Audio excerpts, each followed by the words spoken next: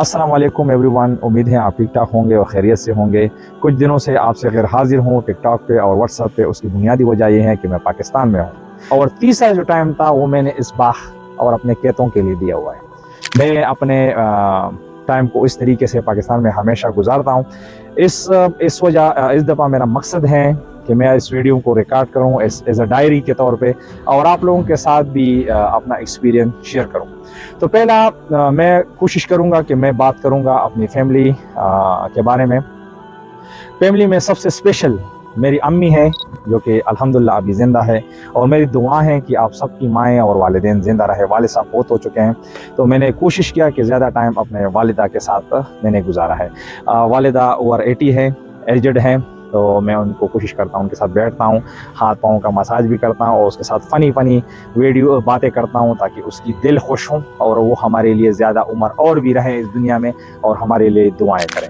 तो ये बात अम्मी की स्पेशल इसलिए ज़िक्र कर रहा हूँ कि अक्सर हमारे वालिद साहब अल्लाह उनको जन्नत में आला मुकाम दे, वो भी कहते थे हमको कि आखिर टाइम में कि आप हमारे साथ बेटा करें, क्योंकि हमारा उम्र ज़्यादा हो गया है, जवानी गुजरी, शादी का उम्र गुजरा, बच्चे पैदा हुए, गप्पे शप्पे हुई, आखिर वक्त में फिर बच्चे शादियां करती हैं, बहनें शादी हो जाती है और अक्सर वालिदैन अकेले रह जाते हैं अपने घर में, और वो अपनी बकाया जो ज़िंदगी और पिछली जो ज़िंदगी है उसके बारे में थोड़ा सा मायूस होते हैं कि मैंने ज़िंदगी में ये जो मेहनत की, सब कुछ किया अपने बच्चों के लिए, वो मुझे उसका कोई अक्सर माशरे में अभी ये हो रहा है कि वालिदैन बच्चे अपने ज़िंदगी में मगन रह जाते हैं और वालिदैन साइड में अफसोस करते हैं कि मतलब अपनी क्या बोलते हैं मौत की तैयारी की अक्सर फिक्र करते हैं, और उसी सोच और बेचार में उनको बहुत सारी बीमारियां लाहक होती है। तो जब भी मैं आता हूँ पाकिस्तान में तो मैं अपनी अम्मी के साथ फ़नी और बातें करता हूँ कि आप अभी जवान हो, आप मेकअप करो, आप बालों को काला करो, घूमो फिरो, अक्सर इस बाग में घूमती फिरती है, तो इससे उसकी दिल को खुशी मिलती है और कुछ नहीं। तो मैं आप लोगों से भी रिक्वेस्ट करूँगा कि आप भी अपने वालिदैन को टाइम दे, उनके साथ गपशप लगाए। तो ये मेरा एक एक्टिविटी रहता है। दूसरा, मैं हमेशा सुबह कोशिश करता हूँ कि जल्दी आता हूँ और नाश्ता जल्दी करके फिर इस बाग में लगा रहता हूँ। ये जो खेत अभी आप देख रहे हैं, इसमें खुदाई करता हूँ, ये जगह बनाता हूँ। तो इसके पीछे मेरे वालिद साहब की एक कहानी है जो मुझे याद दिलाता है। उनकी वो असूल, जब हम बच्चे होते थे तो हमको असूल सिखाते थे, हमको वो रियलाइज़ बाद में हुआ अपनी प्रोफेशनल लाइफ में, जब हम बाहर गए, कंपनियों में काम किया, अभी जो अपना बिजनेस या जो कुछ कर रहे हैं, वो असूल अब हमको समझ में आ रहे हैं कि ये वालिदैन हमको ये बचपन में ये बातें क्यों करते थे। तो मैं इसमें काम करता हूँ और ब्रेनस्टॉर्मिंग करता हूँ, वालिदैन की वो सारी बातें याद करता हूँ। 2 असूल मेरे वालिद साहब के जो मैं हमेशा उसको रिपीट करता हूँ अपने स्टूडेंट के साथ, अपने फ्रेंड के साथ। एक असूल हमारे वालिद साहब हमको कहते थे कि पहला काम क्या है और दूसरा काम क्या है, इसको पहचान लो।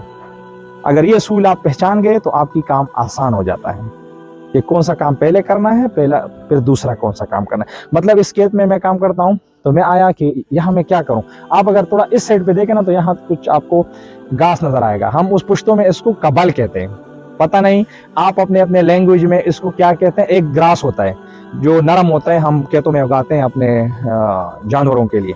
एक होता है जो चमन वगैरह बनाने के लिए, हम उसको पुश्तों में कबल कहते हैं।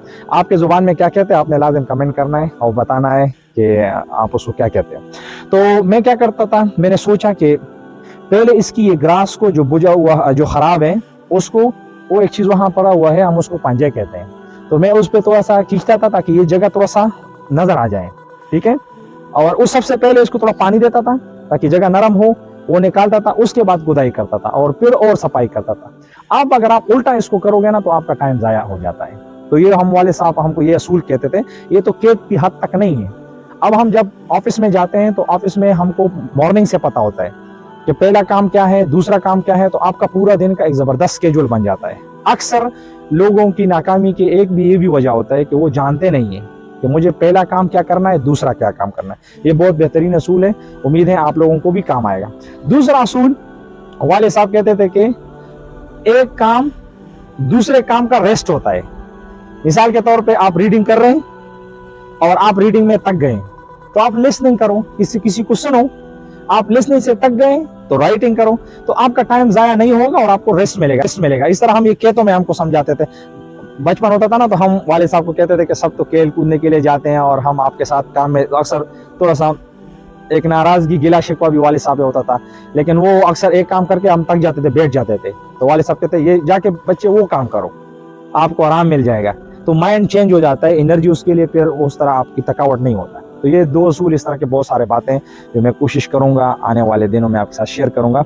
अब मैं थोड़ा सा इस गार्डन का विजिट आपको कराऊं। हमारे इस तरह 2-3-4 और गार्डन है, लेकिन उसमें मतलब एक किस्म का फल है, आम का एक बाग है, इस तरह खुबानियों का है, अमरूद का है, लेकिन ये जो बाग है इसमें मिक्स मेवे हैं, मतलब इसमें आप लौकाट, पता नहीं आप उसको क्या बोलते हैं उर्दू में, लौकाट है, खुबानी है, अलूची है, अमरूद है, अनार है, इस तरह का बहुत सारा और भी, पपीता भी अगर आप जानते हैं, माल्टा है, मीठा है, इस तरह के इसमें मुख्तलिफ किस्म के फल मौजूद हैं। मैं थोड़ा सा विजिट आपको कराता हूँ और फिर और बात करते हैं।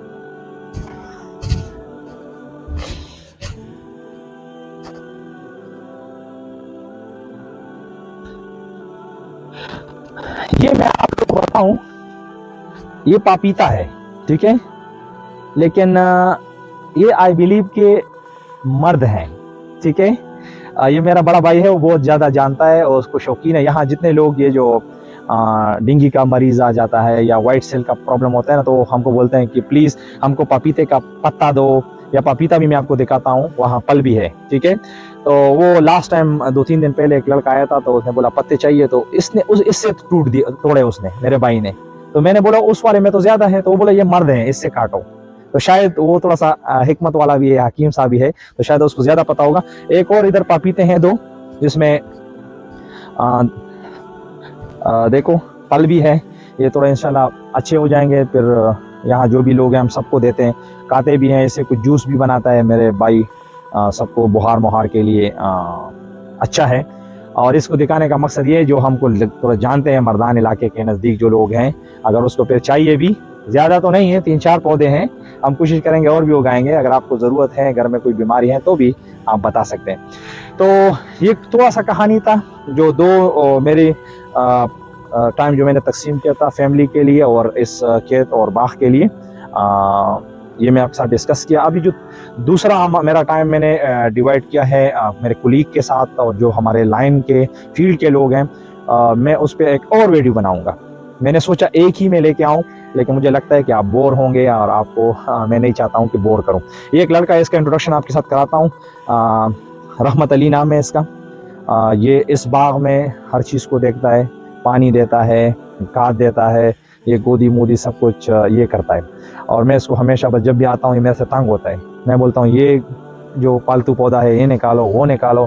तो मेरी छुट्टी में ये खुश भी होता है, लेकिन थोड़ा सा डिस्टर्ब भी होता है, क्योंकि मैं पूरा दिन इन चीज़ों को देखता रहता हूँ। तो बहुत बहुत शुक्रिया। उम्मीद है छोटे से बातें थे, आप मेरे बारे में, मैं समझता हूँ कि आपको पता होना चाहिए कि ये जो लड़का हमको अमेज़ॉन सिखाता है, दुबई में बैठा हुआ है, यहाँ पाकिस्तान में उसकी लाइफ स्टाइल क्या है और किस तरह ज़िंदगी गुजारता है। और बिल्कुल गांव वाले हैं, इधर भी पहाड़, पूरा इधर उधर सारे पहाड़ है, और गांव में ही तालीम, प्राइमरी हाई स्कूल पढ़ा है, फिर कॉलेज के लिए रिसालपुर गए थे, और बाकी तालीम का मैंने डिस्कस किया वीडियो में। मैं नहीं चाहता हूँ कि उसके ऊपर डिटेल में भी जाऊँ, तो इंशाल्लाह दूसरी वीडियो का इंतज़ार करें। वो बहुत ही इंपॉर्टेंट है, क्योंकि वो स्पेसिफिकली हमारे लाइन के साथ है, हमारे फील्ड के साथ है। जो मेरे मीटिंग हुए हैं अमेज़ॉन और ई-कॉमर्स के हवाले से, सब जो इधर एक्सपर्ट हैं पाकिस्तान में और पर्टिकुलरली पेशावर में, वो आपके साथ शेयर करूँगा। Thank you so much.